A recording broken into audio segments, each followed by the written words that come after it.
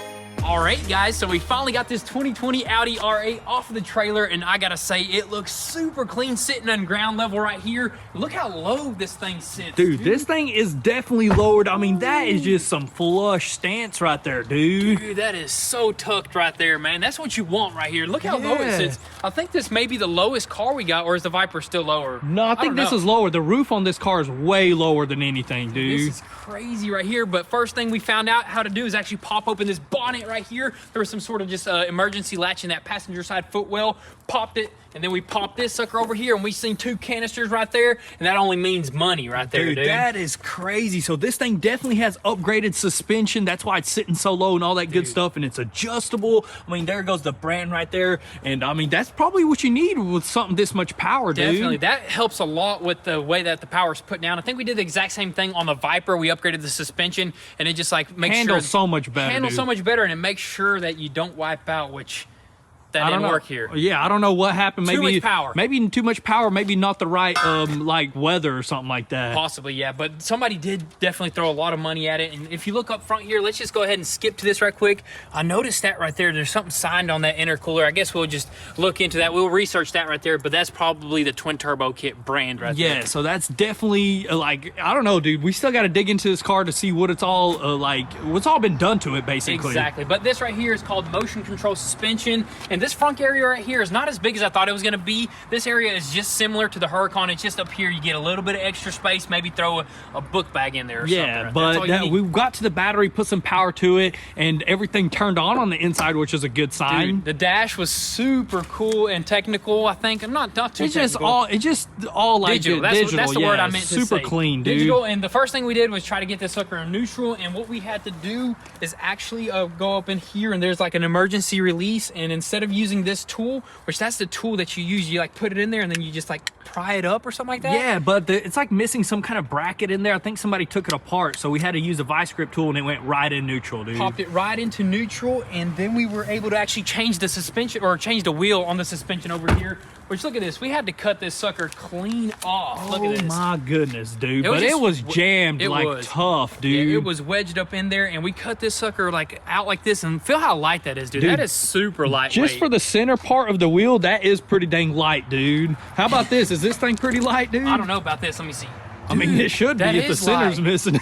It's super light, but look at this tire right here. This is a 345, and on the Viper, it's a 355. That's the widest tire I've ever seen, so this is pretty wide as well. Pretty dude. wide. I mean, definitely this car needs it. I mean, we ended up throwing on the rear Lambo wheel, which that sits pretty flush, and it's pretty wide as well. I think it's a 305, Yeah, actually. 305, which is not too wide, but it's still up there, and it fit perfectly. Look how flush that looks as well. Looks Yeah. pretty good with the Lambo It's wheels. a little bit turnt right now, but you know what? It was able to roll off the trailer, dude. Dude, that wheel on that side was so close to actually scrape it up against the trailer, dude. Luckily, the tire was just meaty enough to just protect it. Yes, so sir. We didn't scrape anything. We didn't damage anything extra. But over here on this suspension, what is damaged is basically that lower control arm and also the tie rod. Yeah, the rear tie rod. Yeah, so we'll probably end up getting a lower control arm, and the tie rod for itself, you can easily just straighten that out. It's not that bad, yeah. So right now, what we're gonna do is probably go ahead and actually do a cleanup right where it sits, because we'll have a little bit better lighting.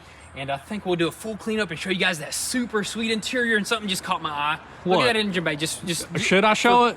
Quick little, 2 seconds. That's dude. it. Yeah, we'll talk about that a little bit We'll later. pop that open a little bit later, Yes, dude. Right now, we're gonna go ahead and probably cut out some of these airbags, bring out the vacuum cleaner, throw out all the trash, and show you guys what this interior is all about.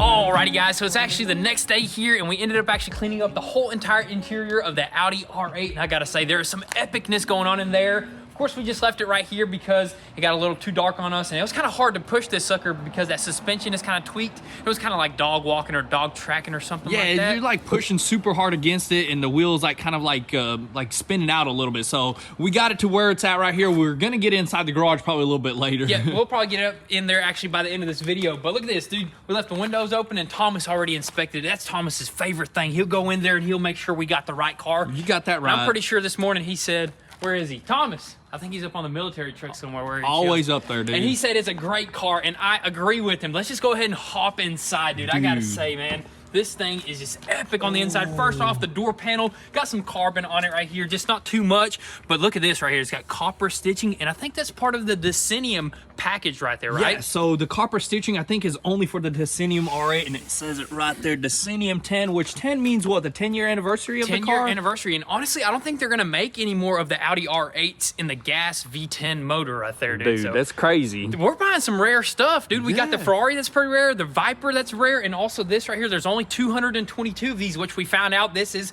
211, dude. Which is crazy, and it lights up on the floor whenever there's power. So whenever we had power to this thing, which was awesome, dude. Super the dash awesome. lit up and everything, dude. Especially when you have the maps on display right there, dude. That's just like insane, dude. It just looks futuristic or something. Super high quality display there. But also we noticed on this door panel right here, it says something on the speaker system. So it's kind of a weird name. It's called Bang & Olufsen right there, but Dude, sounds high class, dude. the name is the right name because this absolutely bangs and thumps, dude. This is one of the best sounding like sound systems I've ever heard, honestly, in like a supercar, which is just awesome, dude. I'm gonna go ahead and hop inside here and see how comfortable these seats are. Yeah, dude. And right when you hop inside, what's the first thing you see? Decennium with some carbon fiber right there that actually illuminates, which looks super nice. But dude, the interior, I gotta say, is on point. Super nice. It's got diamond stitch seats right there, and also it's got the copper in it, which is Decennium as well. And then it's got the Alcantara steering wheel, super comfortable. Got the flat bottom,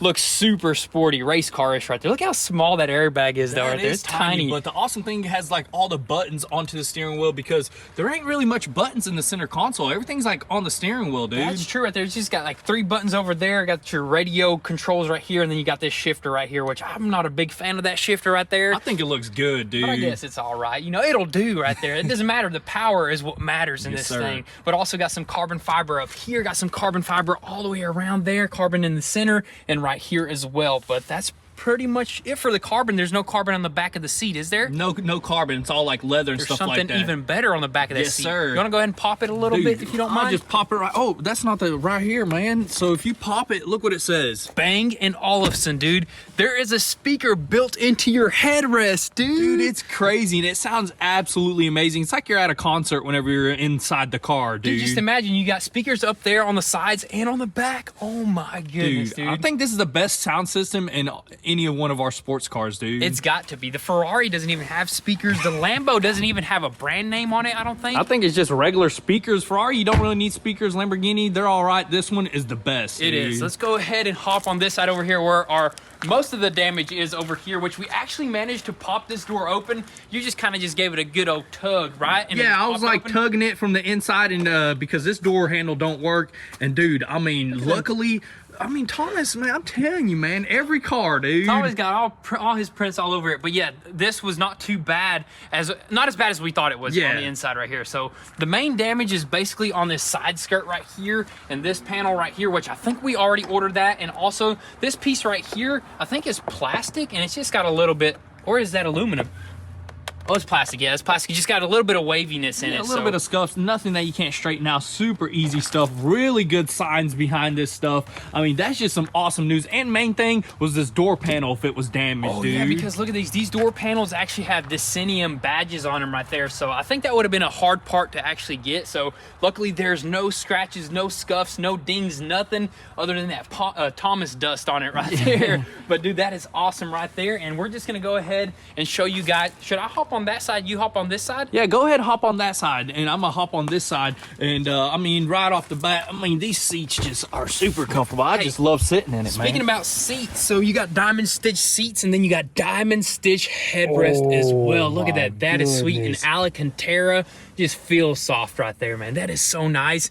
And we also found the window sticker, so it tells you all the options that came with the Decennium. And I'm gonna go ahead and open this glove box and show you guys the window sticker, and on top of that, a bunch of other awesome goodies. Like random pages in here. I don't know why, but first of all, look at that. It's the whole entire tub and chassis of this car, dude. That looks exactly like the Huracan chassis right there up front and in the back. I think it's the same exact frame, just different body panels, something like that. Same, but different. Exactly, but look at this, dude. I'm about to crack this sucker open and show you guys what this sucker costed out the dealership. $217,000 right there, and the Decennium package was an extra $18,500, dude. Dude, and look how much stuff it adds. So just like we were speaking, the diamond like stitching everywhere, the copper stitching and everything. Yep, dude. you get the wheels in the bronze finish, you get the intake manifold in the bronze finish, the high gloss black exterior, black Audi rings.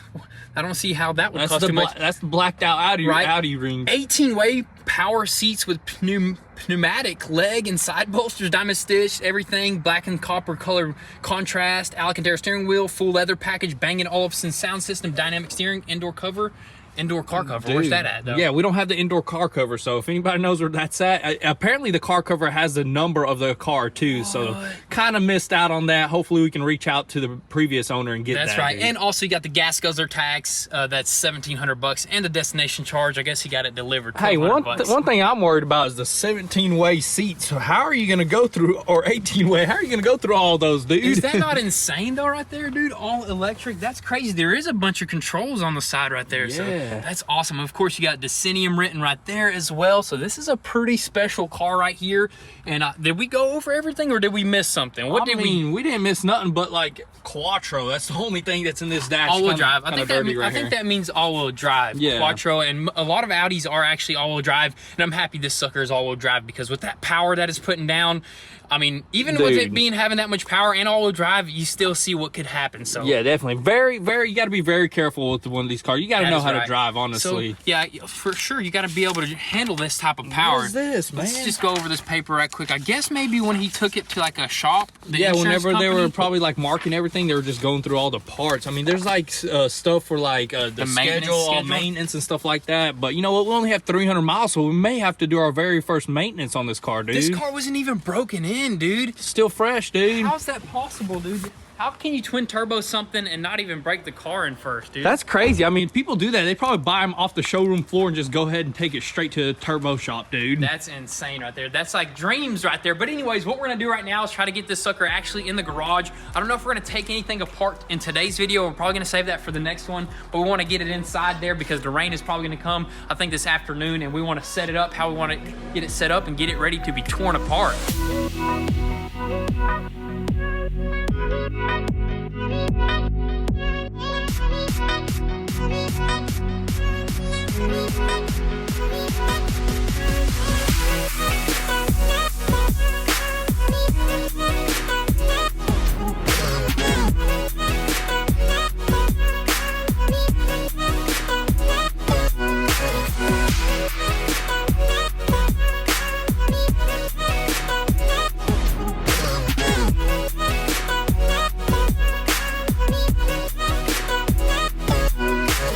Alrighty guys, so we finally got the car pushed inside the garage over here. It was super tough. I had to bring out our brother-in-law, Fat Finger Foods, of course, and we got that sucker right in here. That's just gonna be pretty much it for today's video. In the next one, I think we're gonna lift this sucker up on some quick jacks, possibly open up this engine bay right here, inspect this twin turbo kit, try to figure out which company actually got this sucker installed on here, and just so on and so forth. And we might even start tearing apart a few other things. And also we got parts on the way. You might have seen some parts in the background, but you guys are gonna have to stay tuned. Definitely make sure your post notifications are on so you don't miss out on anything. And also, if you want an inside scoop before YouTube, definitely give us a follow on Instagram at goonzquad. But with all that being said, thank you guys so much for all the love and support. Be sure to drop your comments and thoughts down below. We'll catch you guys next time. Peace.